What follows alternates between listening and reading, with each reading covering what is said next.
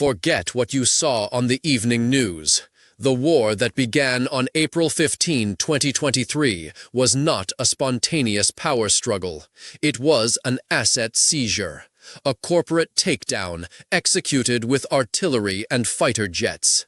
They sold you the story of two generals fighting for control. It is a lie. This is a war for gold. This is a war for geopolitical leverage. The Sudanese people are merely collateral damage on a balance sheet. The roots of this operation run deep. The British Empire drew the lines.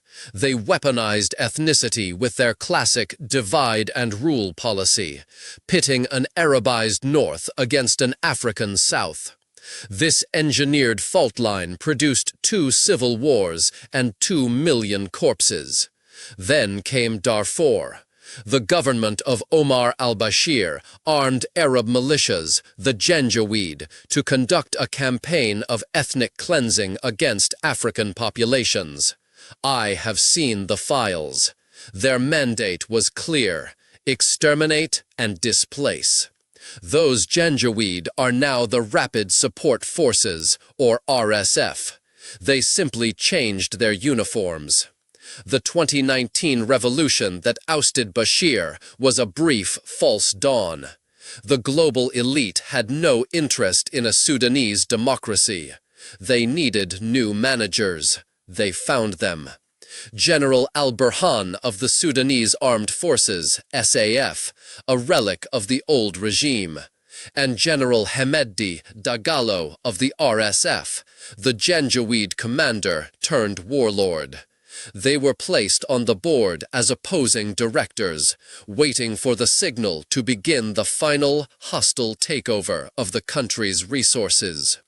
The players on the board are puppets. It is essential to identify the hands controlling the strings. On one side, you have the SAF. General Burhan represents the old guard, the deep state Islamist factions, the traditional business elite of Khartoum. He controls the state's official mechanisms. His prime backer is Egypt. Cairo fears chaos on its southern border. They prefer the predictable decay of a traditional military dictatorship. On the other side, you have the RSF. Hemedti is a different animal. He is a product of the Darfur genocide, a pragmatist whose only ideology is power. His force of 100,000 men is battle-hardened and ruthless. But his true power does not come from his soldiers. It comes from the gold mines of Darfur. He controls a multi-billion-dollar shadow economy. And he has powerful shareholders. The United Arab Emirates is the primary architect of this conflict. They are Hemedti's banker, quartermaster, and political sponsor. They need a proxy to secure their strategic interests in the Red Sea. They need a weakened, fragmented Sudan that will not resist their agenda. Most importantly, they need the gold. UN reports confirm at least 16 flights carrying gold departed Sudan for the UAE in the first few weeks of the war. My sources confirm hundreds more have followed. They are stripping the country bare. Billions of dollars in raw, untraceable gold flowing from the mines of Darfur directly into the vaults of Dubai. This is not foreign policy. It is organized crime on a global scale. The second major shareholder is Russia. The Wagner Group provides the RSF with surface-to-air missiles and advanced training. Their payment is not in cash. It is in gold. A direct line of revenue from Africa's soil to finance Moscow's war in Ukraine. This is their standard operating procedure. Weapons for resources. They are establishing a permanent strategic foothold in Africa, lubricated by Sudan's blood and gold. And the West? The United States and Europe issue statements of deep concern. They impose symbolic sanctions that do nothing. They are paralyzed by their own hypocrisy. They cannot sanction the UAE, a major ally and arms customer. They are more concerned with Russian influence than with Sudanese lives. Their inaction is not a policy failure. It is a choice. It is complicity. Follow the money. The truth is always there. The RSF's war machine is funded by an estimated $4 to $5 billion in smuggled gold per year. This revenue stream makes them independent of any state structure. It allows them to buy weapons, loyalty, and international silence. The war is profitable. There is no incentive for peace. The conflict has also weaponized other resources. Sudan produces 80% of the world's gum arabic, an essential ingredient for global giants like Coca-Cola and PepsiCo. The disruption of this $1 billion supply chain sends tremors through Western markets. Then there is Port Sudan, the strategic gateway to the Red Sea. Russia wants a naval base there. The UAE is investing billions in regional ports. The fight for Khartoum is also the fight for control over one of the world's most critical maritime choke points. The human ledger is catastrophic. This chaos is designed. Over 8.1 million people have been displaced. It is the largest displacement crisis in the world. It is not an accident. It is a strategy. A depopulated, terrorized nation is easier to control and plunder. In Darfur, the RSF and their allied Arab militias are finishing the job they started 20 years ago. They are conducting a systematic ethnic cleansing campaign against the Muslim people. Mass killings, sexual violence, the complete razing of villages. It is genocide, again. Almost 18 million people face acute hunger. 5 million are on the brink of famine. Aid is intentionally blocked. Starvation is a tool of war. Do not expect a resolution. The probable scenarios have been calculated by the architects of this war. The most likely outcome is a Somalization, a permanent state of controlled chaos. Sudan shatters into warring fiefdoms. The SAF controls a rump state around the north and east. The RSF controls the resource-rich regions of Darfur and Kordofan. The violence becomes endemic. The looting becomes permanent. This is the ideal outcome for the UAE and Russia. A failed state cannot have a coherent national policy. It cannot resist the extraction of its wealth. A less likely scenario is the devil's handshake. Under pressure from their sponsors, Burhan and Hemeti agree to a superficial power-sharing deal. This would temporarily halt the fighting, but would legitimize Hemeti's control over the gold. It would formalize the partition of the country's economy between two criminal syndicates. It is not peace. It is a ceasefire between thieves. This war has created a dangerous legal precedent.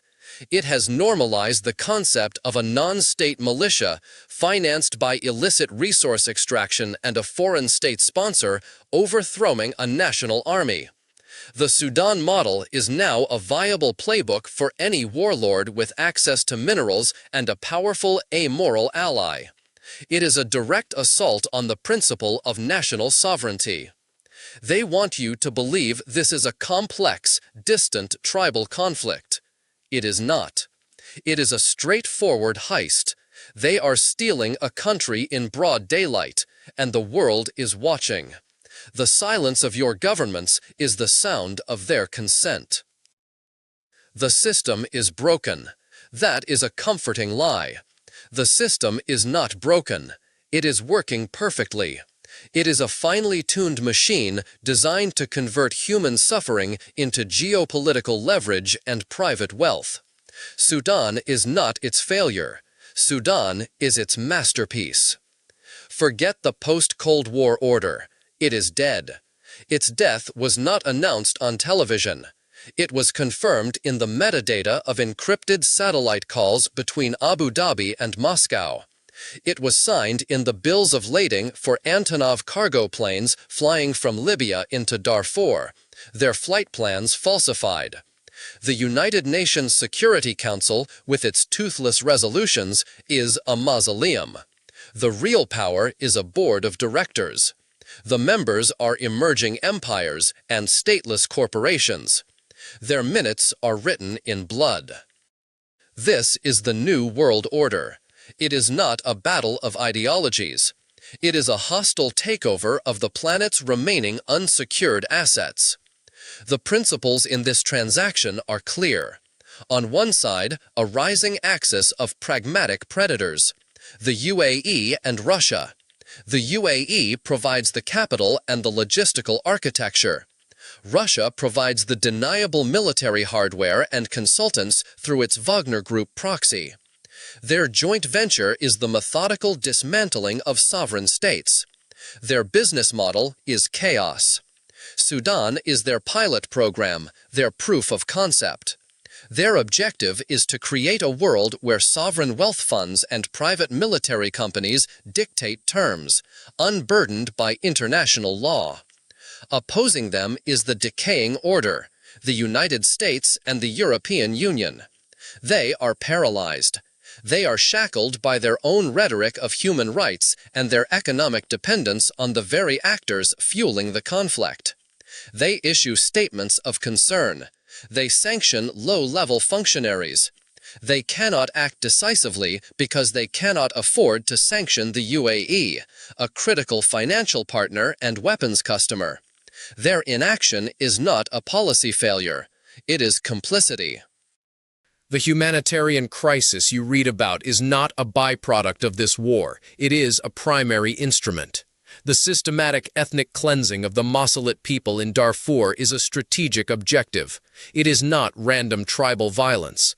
It is a scorched earth campaign to clear land, secure gold mines, and eliminate any future demographic challenge to RSF control. I have seen the patterns in the satellite imagery. The destruction is methodical.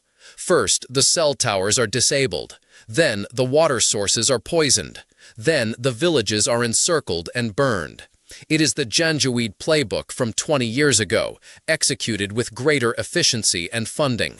Starvation is a deployed weapon system. Nearly 18 million people facing acute food insecurity is not a tragedy. It is a tactic. The RSF and SAF both deliberately obstruct humanitarian aid convoys. A starving population cannot resist. A starving population is a displaced population, creating waves of refugees designed to destabilize neighboring countries and pressure Europe. This is calculated human displacement on an industrial scale. The media silence is their most effective campaign. The war's architects understand the global attention economy. They know that a complex African war cannot compete with other crises. They exploit this. They flood social media with disinformation. They ensure the narrative remains a simple, boring story of two generals fighting. This is a deliberate act of information warfare. Every day Sudan is not a headline, is a victory for them. It allows another cargo plane to land, another village to be razed, another $1 billion in gold to be moved to Dubai. The technology has changed the battlefield. The introduction of Wagner-supplied man-portable air defense systems, MANPADS, to the RSF was a strategic inflection point. It neutralized the Sudanese armed forces' primary advantage, air power. It demonstrated that a well-funded non-state actor could achieve military parity with a national army. The Sudan model is now scalable. It can be exported. Find a mineral-rich, politically fractured state. Fund a proxy militia. Arm it with sophisticated, deniable weaponry. Overthrow the government. Seize the assets. Do not expect a resolution. The most probable outcome has already been priced in by the conflict's investors. It is the permanent Somalization of Sudan. The country will not be allowed to recover. It will be carved into fiefdoms. The RSF and its sponsors will control the gold-rich territories of Darfur and Kordofan. The SAF will be left with a rump state along the Nile Valley and Port Sudan. This is the desired outcome. A fractured, failed state cannot form a coherent national policy. A fractured state cannot object to its own liquidation. This will not be contained. The collapse of Sudan creates an enormous ungoverned space stretching across the Sahel and the Horn of Africa. It will become a superhighway for terrorism, human trafficking, and weapons smuggling. The instability at exports will reach the shores of Europe. It is not a question of if, but when. The world you knew is gone. It has been replaced by a brutalist architecture of power, where nations are treated like distressed assets to be acquired and stripped. Sudan is not falling into chaos, it is being pushed. It is not a war, it is a demolition. Your governments watch in silence. That silence is their consent.